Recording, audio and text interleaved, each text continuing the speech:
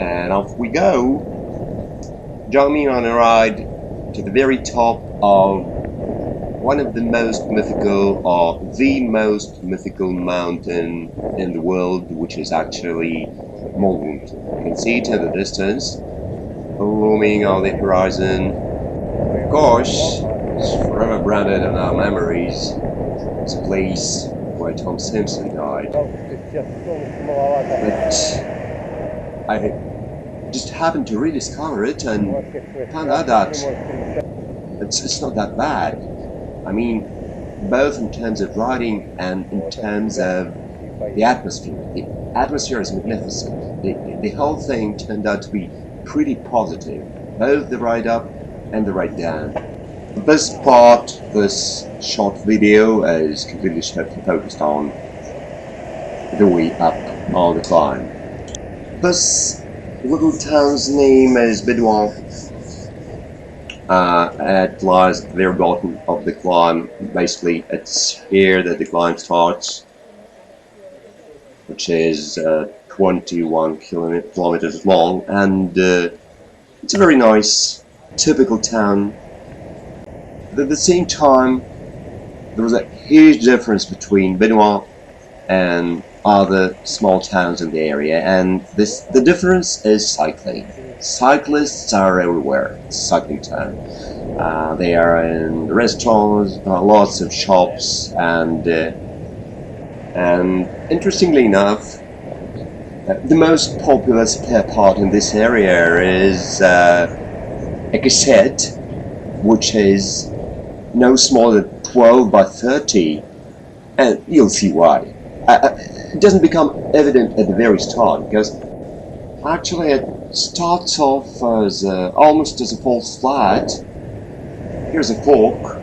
Don't go straight ahead, turn left, and follow the main road, and it will bring you to the very top of this legendary mountain. You can see it yourself by the picture that the gradient is almost negligible here. It's between 3.5 and 5.5% for 5 kilometers. Stands for the notion of easy. That's a very nice warm-up area for everybody, and it's very good that the climb starts like that. But some people just get it wrong because they think that it will go on forever, but it won't. A small bunch of Belgian and German guys catches up with me. There are around 10 to 15 of them. And the right tempo, as you see. I got a feeling that they are rehearsing something like Sky Team style or Astana style with Nibali, or Saxo Tinkoff with Contadora, or you name it. But I joined them because it's always better to join the group than to ride in a bunch, because it's easier from moral point, from psychological point of view, especially here where the climb starts getting steeper and steeper. I was pretty sure that it won't last long like that, and whoops, there are some technical issues. They're unavoidable here. Well, it was clear that there will be some form of selection, especially if you take into consideration that here starts the forest, the famous or ill-famed forest, where the road is very, very steep. You know, and not the maximum of steepness is the key to the problem, because the maximum gradient is not that high. It's not Angliru, it's not Mont Ventoux, it's just around 12% maximum, but the gradient is very steady all the way long. It's from 9.5 to 11%, and it's ruthless. You never let up, and you see that lots of people just wither away. And at the moment, there are just 4 of us left of the group, and will be even less in some 2 or 3 kilometers. There is an interesting fact. It's a Belgian mountain, as a matter of fact. As much as the famous Alpes, yet another famous one included into this anniversary edition of the tour 2013 as the Dutch mountain. I don't know why that one is the Dutch mountain, but I got not the remotest idea why this one is a Belgian one, but it is. Well, the gradient is more and more demanding, and you have to tear yourself off from the saddle from time to time, otherwise you just get locked. You've got a strange sensation. Well, by the way, look at that. You see the barriers, and it's an indication that there are some races here, there are some rallied races here. You can also find some videos on the net, of the legendary Sebastian Loeb racing and test driving here, and here we are. That's it, for a while at least.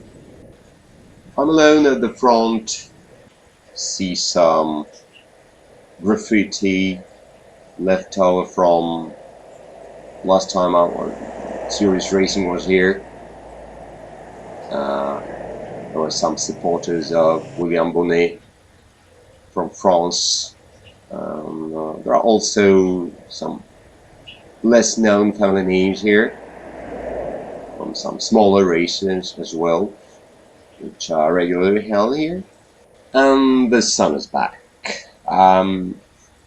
Frankly speaking, I was pretty lucky with the weather, and that created this great impression, because it was not your typical Mont Ventoux weather at all, because the name stands for windy mountain, and when Mistral is here, it's strong winds, typical of this mountain. It's just the end of yours.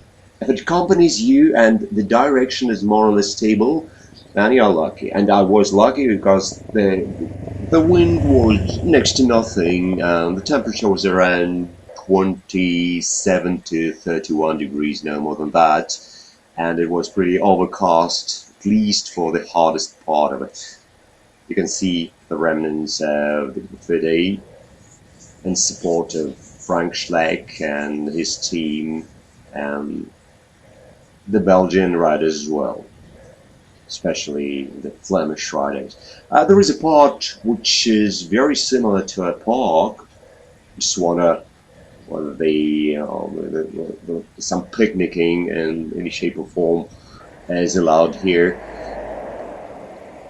It's a very nice place. Lots of fans basically who just look around, who don't ride themselves, and they do support you from time to time.